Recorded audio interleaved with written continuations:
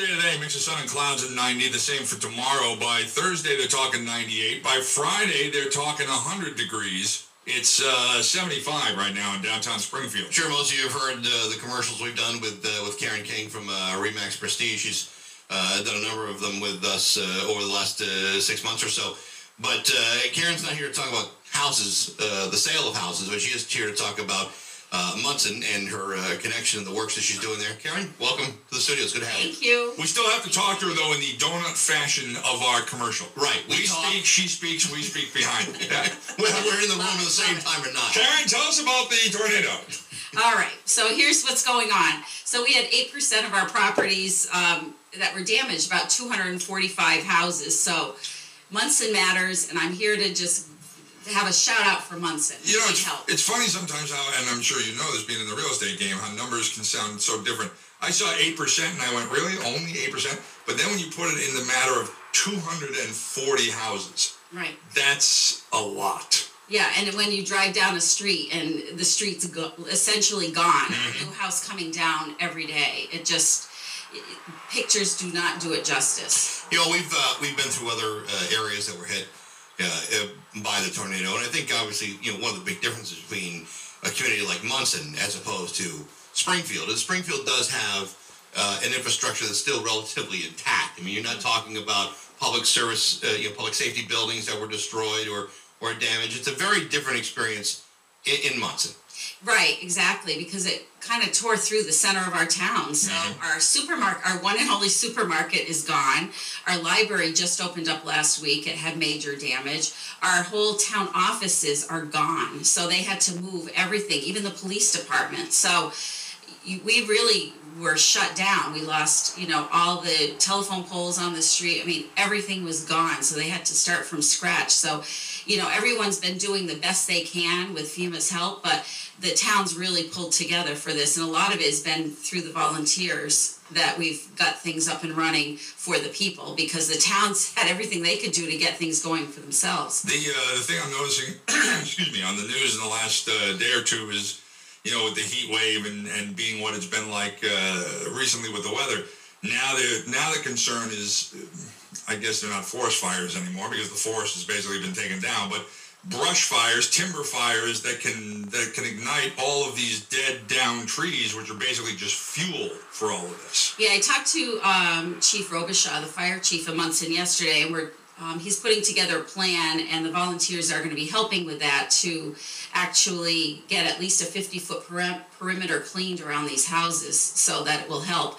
And so we actually had this group of American Baptist Ministry group that came in, and they were here for a week, and they raised money from fishing derbies. They drove 4.5 hours away. Monson Developmental Center put them up for a week, and through the volunteers we helped feed them, but they depleted their supply. So that's one of the things I'm trying to have a shout out for them today, to try to raise some money for them. We have a local business that's going to give us $1,500, up to $1,500, if we can have a match dollar for dollar up to $1,500 and we got $500 donation yesterday, so we're looking for $1,000 to bring these people back for a week. They helped 56 families last week. Well, I was asking you before, because I've been in Monson only one time since the tornado, and I was in an area that was very heavily wooded. I really only saw one house that was ever there. It's not like I wasn't in an area where a bunch of houses were wiped out. There was only one house there where I was. It was heavily damaged, but all that wooded area that's knocked down, you were saying to me,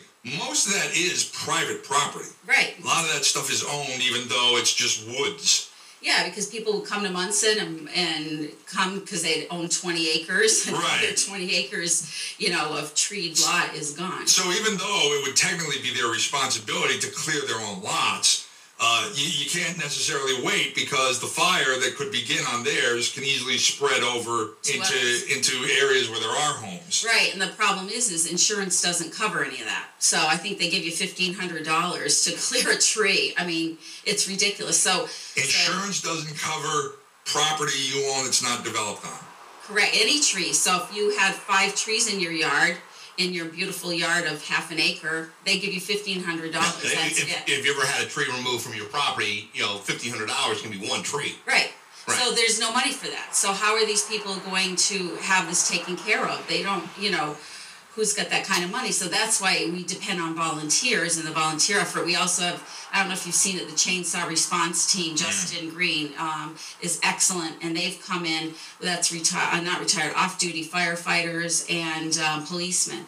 And they come in once a week to help us. So we sell T-shirts for them to raise money. So that's what it's all about right now, is getting this taken care of. This is Karen King in the studio. You mentioned 8% of the houses in town were damaged or destroyed. There's over 200 houses, like you mentioned. What has happened to those families now? Where are they?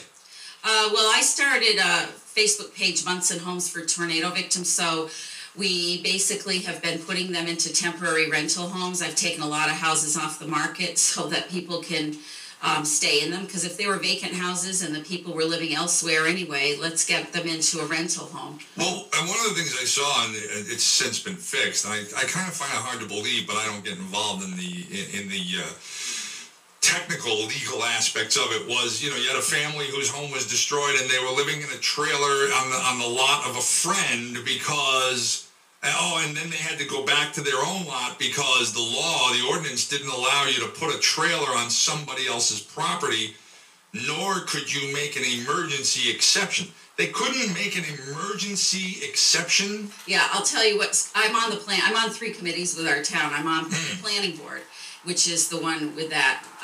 No, so we didn't have a bylaw, and I went even I spent 3 hours one day with the governor's office. I've talked to our representatives, and we tried to get an emergency order, a declaration, so that we could have the power to override our bylaws. Yeah. And the state, believe it or not, does not have powers to be able to give us the power, the executive order to do that. So technically, what could have happened then if that family had refused to move that trailer off the property of a friend? Well, they didn't give him an occupancy permit, and so they did move it. They eventually had to move it because they were living there illegally. But that's what I mean. So the state police would have come in and arrested them? I don't know. I mean, they could have gotten fined. I don't know. It seemed amazing because obviously we're talking about an unprecedented need for an overruling of a local ordinance. But it has, as we said, it has since been fixed. And you guys have a lot of those trailers in also, too. Is that right? The temporary trailers? They're insurance trailers, not the FEMA trailers, right. But the insurance. But what we're finding right now, because I have a group, what I call the street angels. We pick a street because a lot of these people still don't have a lot of the services to see what's going on the news or Facebook and that. So we actually physically go out every single day. I've worked 400 volunteer hours since June 1st. And we go around every single day and we deliver flyers to tell them what is available to them, what monies are available. And what I'm finding now with talking to people is, they thought it was a good idea at the time to be in these trailers, and now that it's really hot, and you're in a war zone. I mean, basically it looks like a bomb dropped in there, and just, it's devastating. So emotionally, it's terrible. I saw kids, they can't even play out in their yard because there's glass everywhere. So now they really want to get into other housing. So we're trying to get them into other temporary housing, because now it's not going to be 3 or 4 months that these people are displaced. It's going to be 6 months to a year, easy. Right. Yeah. Is that just, for people who want to rebuild in Monson, or people who just need to get to the next place to go? I mean, when you're talking about 6 months, I mean, are you waiting? Is that for insurance settlements? No, to rebuild. To rebuild. A lot of people still haven't heard from their insurance people about even if their house is coming down or not. They're still 6 weeks out waiting. Is it the insurance company that makes the decision as to whether the house can be repaired or torn down? Yeah, I mean, luckily I've had 3 families of my own that we had 13 people living with us that we, so I've been kind of going through the process with them.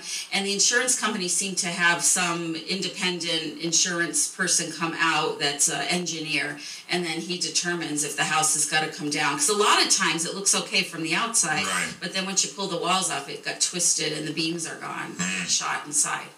Yeah. This is Karen King in the studio. If someone wanted to, I know you're involved in a lot of fundraising right now. Mm-hmm. If someone wanted to donate money or to volunteer their time, what should they do? We have a hotline number we established, which is 413-258-0207, and they can call that number to get the information on this admin, the Baptist ministry group that we desperately need in town.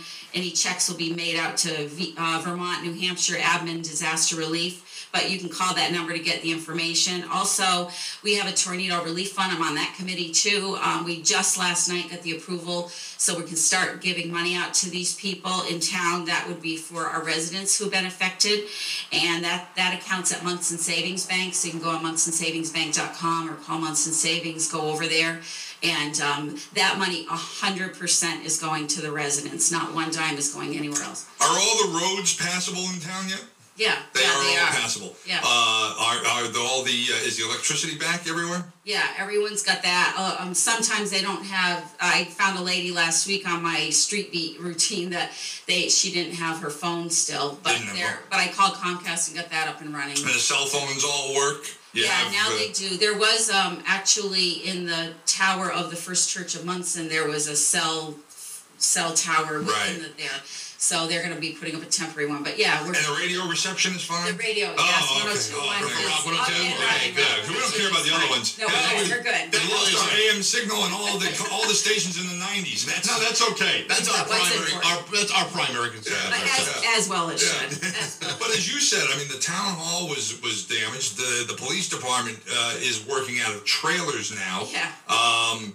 What about was the town hall just damaged, or was it destroyed? Are the records all lost, or are those all saved? Well, it blew the roof off of the building, so I'm not sure. I think some of the records are gone, but for the vital records have been saved because they worked frantically that whole weekend and brought them over to temporary structures. Oh, okay. To temporary location. All right, so people whose houses have been lost, the deeds and all that property stuff has been saved by the town. Certificates. Yeah. So they're up and running now at one of our old schools on Thompson Street. So that's where our new town office is. Wow. Yeah, I went in there the other day, and they're trying to put up petitions themselves within the office. Yeah. Everyone's been traumatized. And the supermarket is gone or was damaged? Heavily damaged and still has not opened up. Opened up. So now we have, it just, what people need to understand, it just re-traumatizes us, everything. And my house is okay, but we have to travel a half hour each way now to get groceries, and then you go in. Just every little thing can just set someone off. Yeah, I'm sure. It's difficult. So as far as the next step, you get donations, you get people to help, and what do people really need at this point right now? We need help getting all this brush and debris. We need physical labor. We also need money for these residents. We need money for the volunteers to be able to bring larger groups in. And so there's also a Monson Tornado Watch 2011 Facebook page that has been created, and we put daily needs on that. So every single day we'll put what the needs are. And so we need people to come to town to help. We need money to help us out. The support that people need. We know what the needs are as we're going around the street. So if they call the hotline number, we'll know. You mentioned one of the schools, old schools you said being used to put the old records into. How many schools are there in Monson? So there's 3, grammar, middle, and high school. Are they, and I know it's still, it's almost late July. Are they hoping, do they plan to open in September? Yeah, the schools were not damaged at all. The schools aren't damaged. No, okay. and it was an old school that was like school administration building, right. And that's where the town is now on one level. They took one level over for that. Okay. They're cramped, but they're up and running. But they're planning on starting the school year just normally as they would in September. Yeah, that's no problem. That's no problem at all. We also have on tomorrow night, we have a big town meeting on the rebuilding the forestry and trees, and we're having people from FEMA and MEMA come in to talk about how we're going to replant our forests, what we're going to do with that. The other thing I wanted to say was we have a huge cleanup weekend coming up. It's a weekend cleanup blitz. It's called the Mass Cleanup Weekend on July 30th and 31st. So if anybody is interested, we're going to be open from 8 to 2 at the gazebo on Main Street. That's on Saturday and Sunday. Every Saturday and Sunday, if people want to come down to help out, just bring some work gloves with you.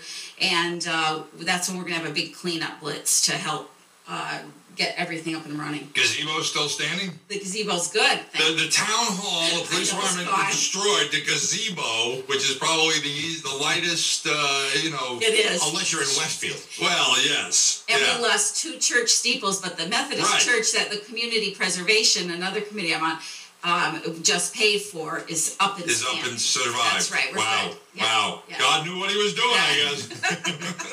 Karen King, we appreciate you coming in. Best of luck. Thank you so much. Hopefully we get some help. We appreciate it. I appreciate it. Thank you. Thank you. 824 with Bax and O'Brien Rock 102. I'm attorney John Hamer.